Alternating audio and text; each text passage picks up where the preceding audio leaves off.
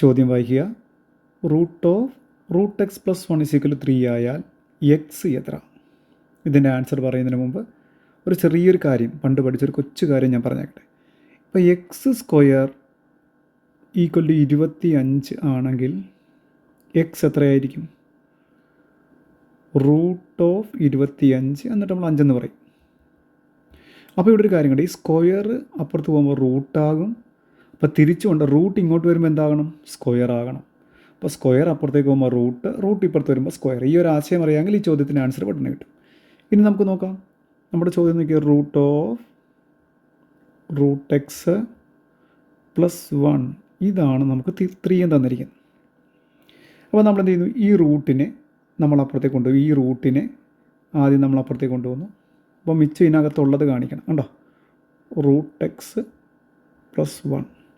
അപ്പോൾ എത്ര? ഈ റൂട്ട് അപ്പുറത്ത് പോകുമ്പോൾ സ്ക്വയർ ആകണം. അപ്പോൾ ഇത് 3² എന്നായിട്ട് മാറി. 3² എത്രയാണ്? 9 എന്നാണ്. ഇനി ഇവിടെ ഒരു √x ഉണ്ട്, 1 ഉണ്ട്. ഇപ്പോൾ റൂട്ട് കൊടുക്കാൻ പറ്റില്ല, കാര്യം ഈ 1 ഇവിടെ കിടക്കുന്നതുകൊണ്ട് നമുക്ക് ഈ റൂട്ട് അപ്പുറത്ത് കൊടുക്കാൻ പറ്റില്ല. അപ്പോൾ ആദ്യം നമ്മൾ ആ 1 അങ്ങോട്ട് കൊടുക്കുക. √x എത്രയായി? 9 + 1 അങ്ങോട്ട് പോകുമ്പോൾ -1, അപ്പോൾ 8 ആയി. വീണ്ടും ഈ റൂട്ട് നമുക്ക് അങ്ങോട്ട് കൊടുക്കാം. അപ്പോൾ എക്സ് എത്രയായിരിക്കാം? റൂട്ട് അപ്പുറത്ത് വരുമ്പോൾ സ്ക്വയർ ആകും. 8ൻ്റെ സ്ക്വയർ. ആൻസർ എത്ര? 64 എന്ന് നമ്മുടെ ആൻസർ. ഇത് നമ്മുടെ ഓപ്ഷൻ സിയിൽ കിടപ്പുണ്ട്. കണ്ടോ?